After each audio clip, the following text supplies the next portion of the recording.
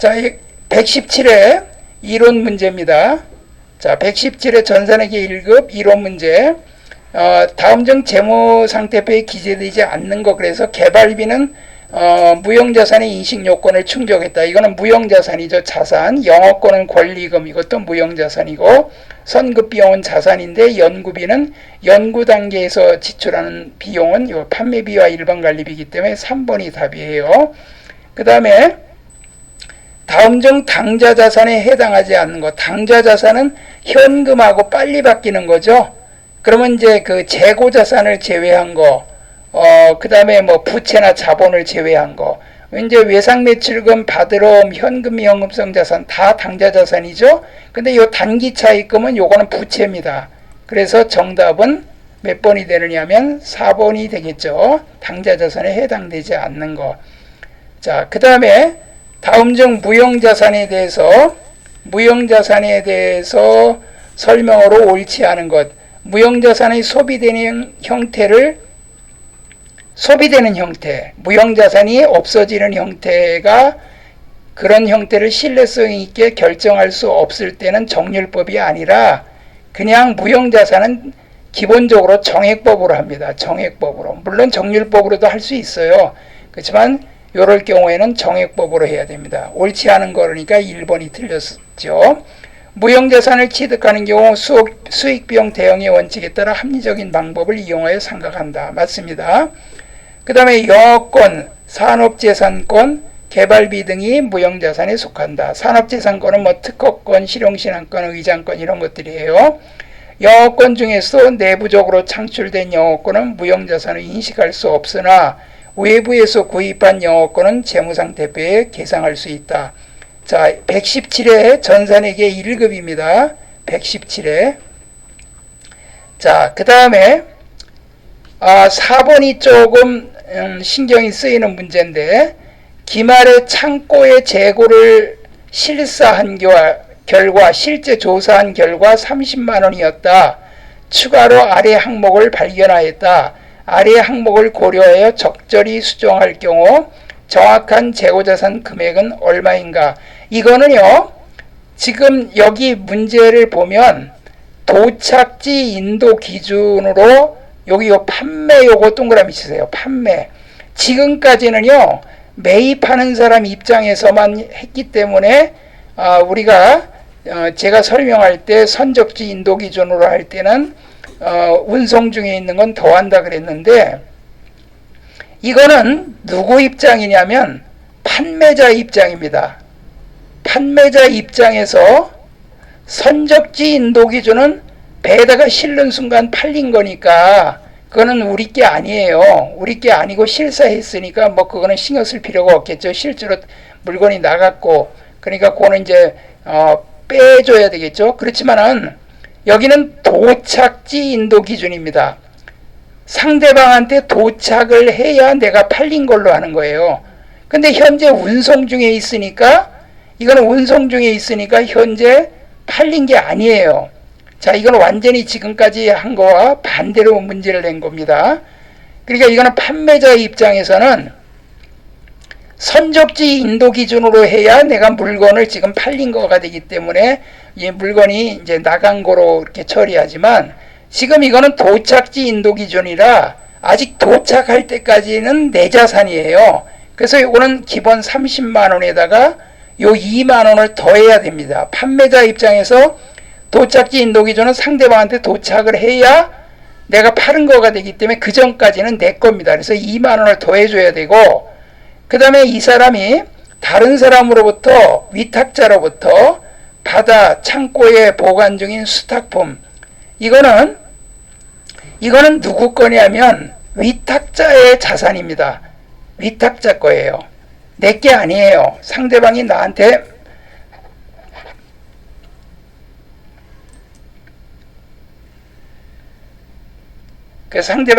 팔아달라고 부탁하는 거기 때문에 이거는 내 물건이 아니에요. 그래서 이거 포함되어 있는 요 3만 원은 빼줘야 됩니다. 자, 우리가 매입하는 사람 입장에서 했을 때와 완전히 반대입니다. 그래서 요 금액은 29만 원이 답이에요. 1번이.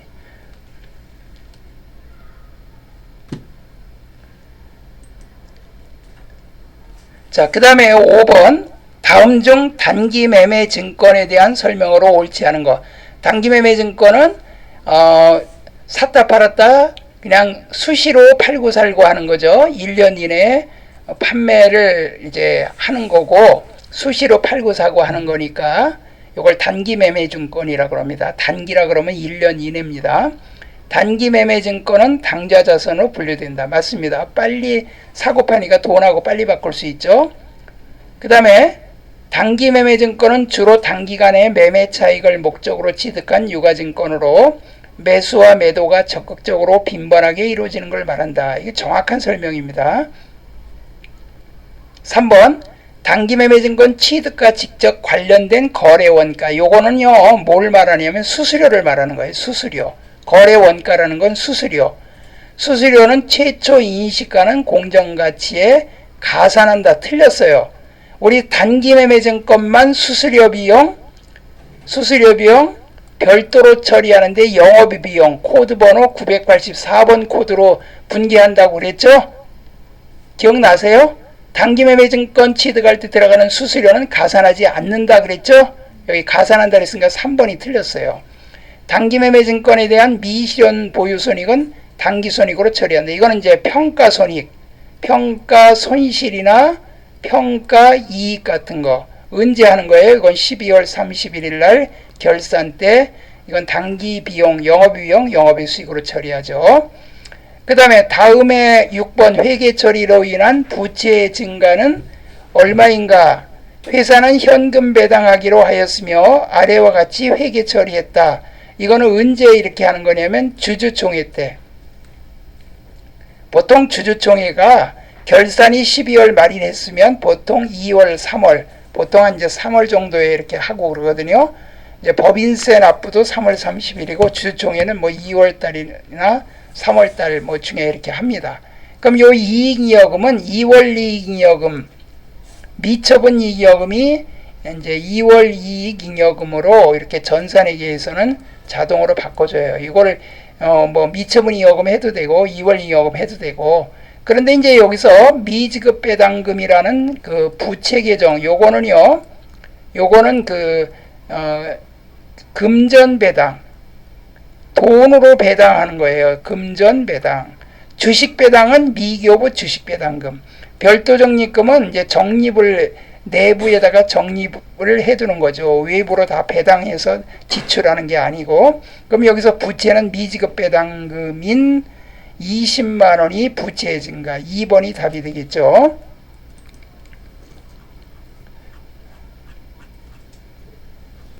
그 다음에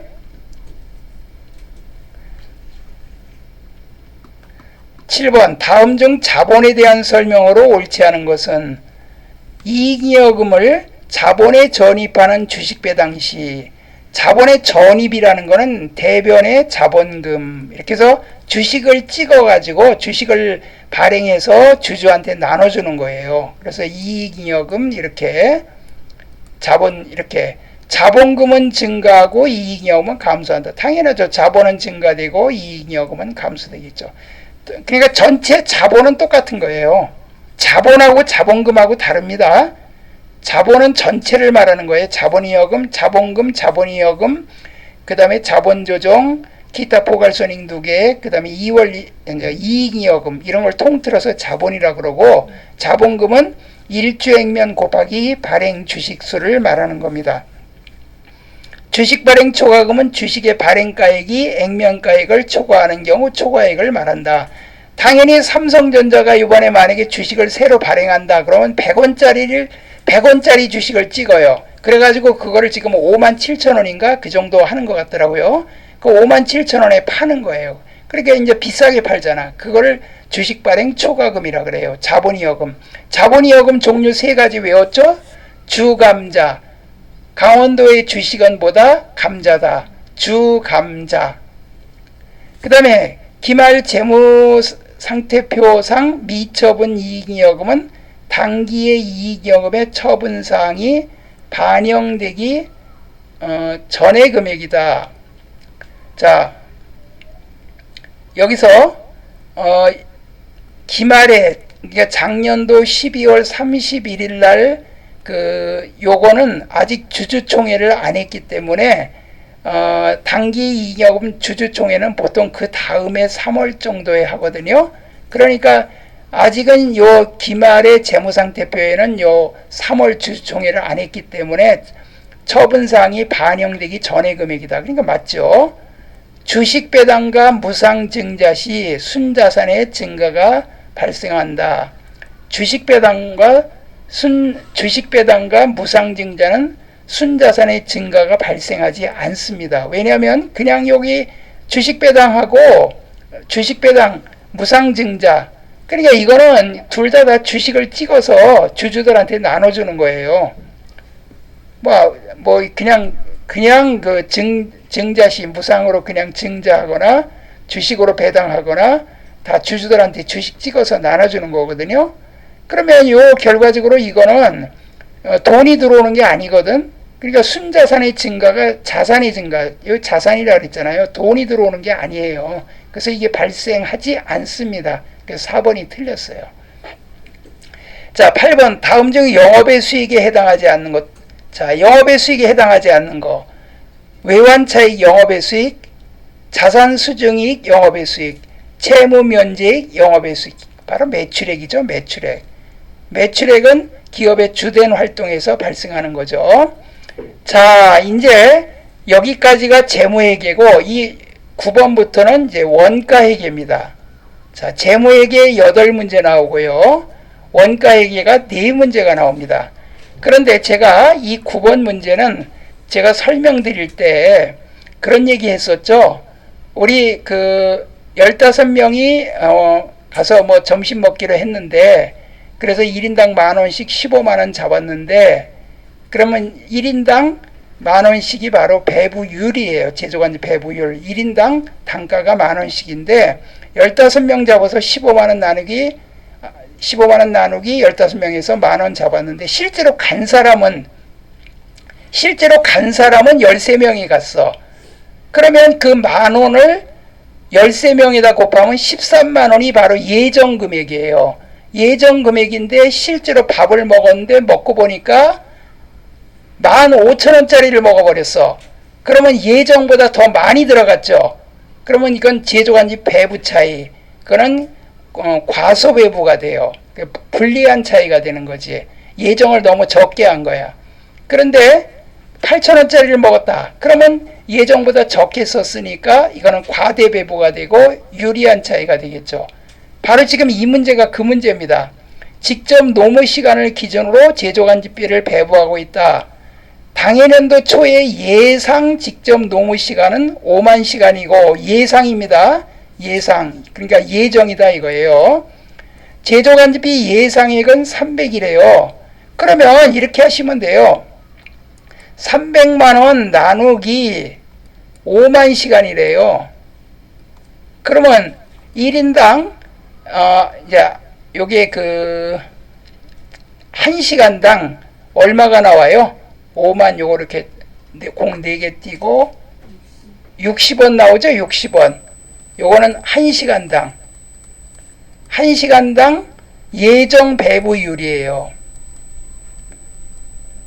옛날에 점심 먹으면 60원이면 점심 먹었어. 옛날에 아주 먼 옛날. 여러분들이 아마 아기 때 그랬을 거예요. 60원. 저도 그렇고 그때는 아마 60원이면 점심 먹었을 거예요. 제가 800원 하는 건 기억이 나더라고. 이게 60원이에요.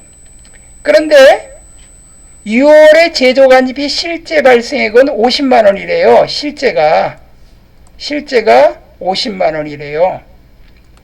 그런데 실제 직접 노무 시간이 3,000시간이래요. 실제 직접 노무 시간. 제조관리비 배부 차이는 얼마냐? 자, 우리가 아까 얘기했죠? 실제보다 10,000원짜리 먹을 거로 예정했는데 15,000원짜리 먹었다. 뭐 8,000원짜리 먹었다. 그 차이가 얼마냐? 이제 이걸 물어보는 거야. 그럼 실제 노무 시간에다 곱하라 그랬죠. 예정 노무 시간이 아니라. 배부율이 60원이죠? 그러면 예정은 60원 곱하기 요 3000시간. 그러면 얼마가 나와요?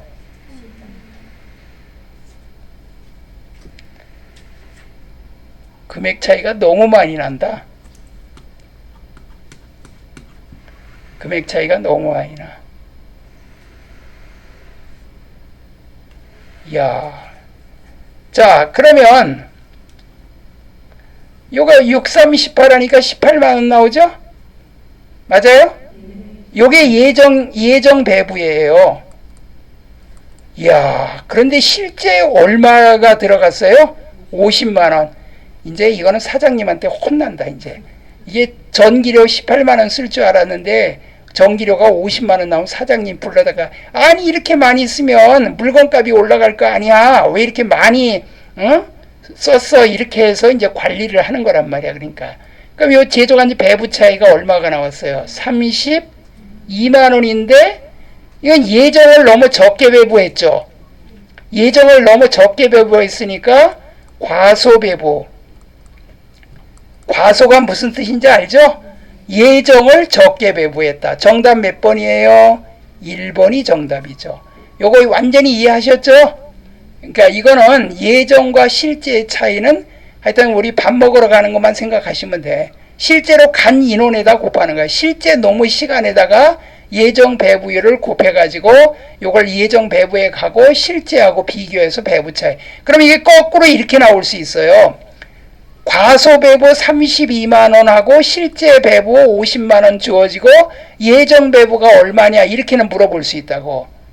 그러니까 과소 배부가 32만원인데 실제 발생액이 50이래. 그러면 예정 배부는 얼마예요? 18만원이죠. 맞아요? 그리고 작업시간이 예상 작업시간이 5000시간이면 배부율은 얼마냐? 그럼 요 60원 요걸 물어볼 수도 있고. 그렇게 비비 꽈서 물어보는 건 전산세무 2급에서 그렇게 물어봐요. 아시겠죠? 요건 전산회계 1급에서 이제 이렇게 좀 쉽게 낸 거예요. 제가 여러분한테 그렇게 설명한 거는 참 잘해준 것 같아, 내가 볼 때. 밥 먹으러 가는 인원 기억하면 안 헷갈리겠죠? 예. 그 다음에 10번 다음의 항목을 원가 행태에 따라 성격이 다른 하나는 무엇인가? 우리 행태라 그러면 에이 저 사람의 행실이 못됐어 뭐 그런 거 있잖아요. 그리고 원가 행태라는 거는 원가가 어떻게 변하느냐. 사람도 마음이 변동되지 않고 고정적이다. 그런 사람 믿을 만하죠. 그래서 이걸 고정비라 그러고. 아, 저 사람은 마음이 그냥 막 변해. 그럼 무슨 비예요? 변동비. 그러면 고정비는 이제 임차료라든가 뭐 이런 거가 있고, 그 변동비는 저기 뭐 농업비 같은 거, 원재료비 같은 거.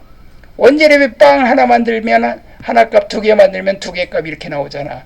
자, 성격이 다른 하나는 무엇인가? 그러니까 고정비, 변동비 중에서 물어보는 거야, 이제. 제품의 제조에 사용하는 원재료비. 이거는 쓰는 대로 나오죠. 생산하는 대로 밀가루가 들어갈 거 아니야. 뭔 말인지 이해가죠? 그런데 매월 일정하게 발생하는 임차료. 이건 뭐야? 무슨 비예요? 고정비죠? 요 위에 거는 변동비고. 그 다음에 시간당 지급하기로 한 농업비. 이거는 작업 시간을 많이 하면 많이 나오죠, 월급이. 그죠? 이거 변동비예요.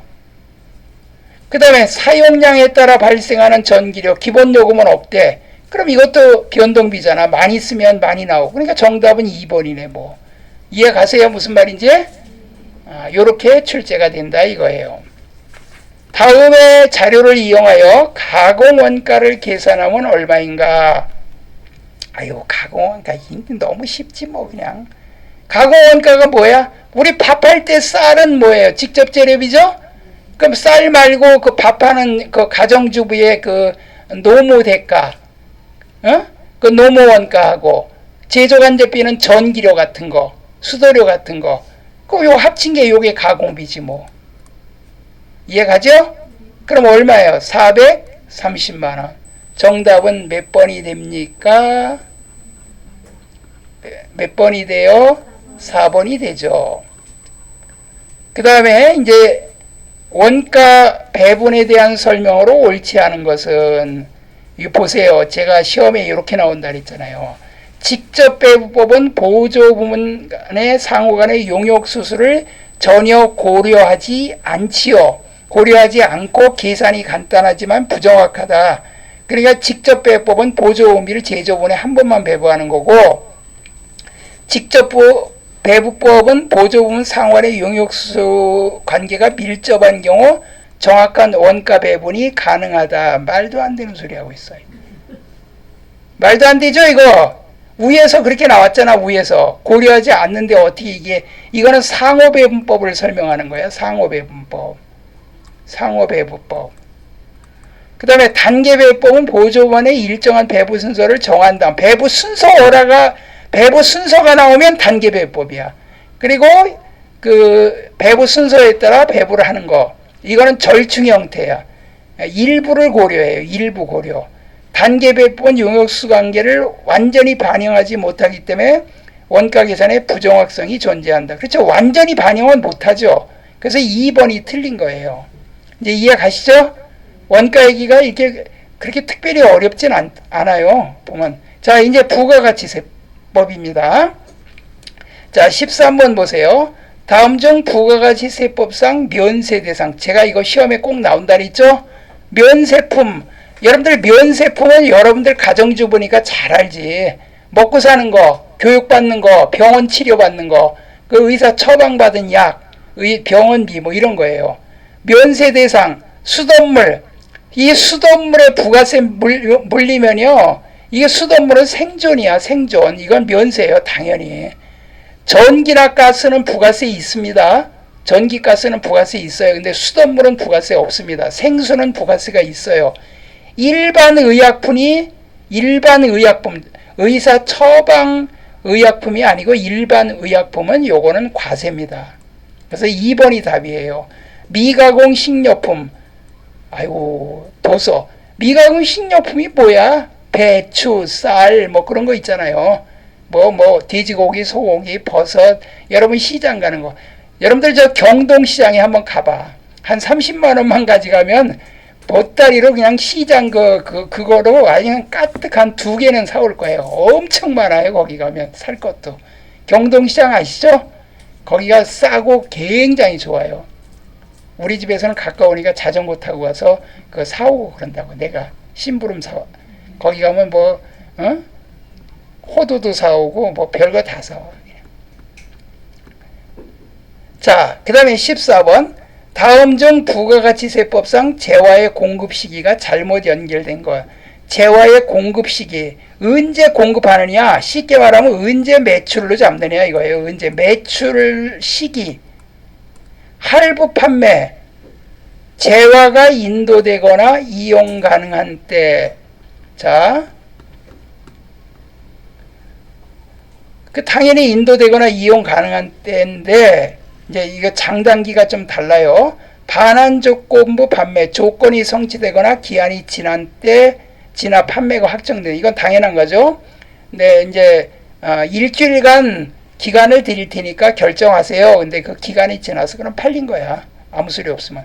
장기 할판매, 요게 중요합니다. 요게 대가의 각 부분을 수령한 때. 장기 할판매는 6개월 이상 중간 지급 조건부 비롯해서 부가가치세는 3개월에 한 번씩 내거든요. 근데 장기로다가 할부로 하게 되면 돈도 아직 안 받았는데 부가세 10%를 낸다 그러면 기업의 자금 부담이 상당하기 때문에 돈을 할부금 받을 때마다 매출로 잡아서 거기에 10%를 부가세 내게끔 하는 게 부가가치세 세법상 장기할판매예요. 근데 우리 재무에게는 장기나 단기나 다 관계없이 물건을 인도할 때 다 매출로 잡아요. 그러나 부가세는 장기할판매는 대가의 각 부분을 받기로 한 때가 바로 매출식입니다. 폐 없이 잔존재화.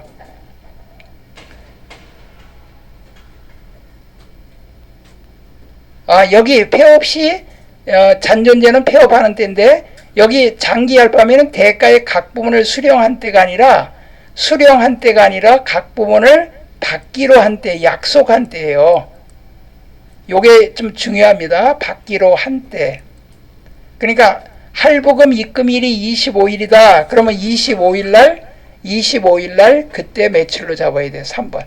대가의 각 부분을 수령한 때, 돈 실제로 들어올 때가 아니라 받기로 한 때, 그 지정된 날이에요. 그러니까 이 말은 앞부분까지는 맞는데, 각 부분을 맞는데 수령한 때가 아니라 받기로 한 때입니다.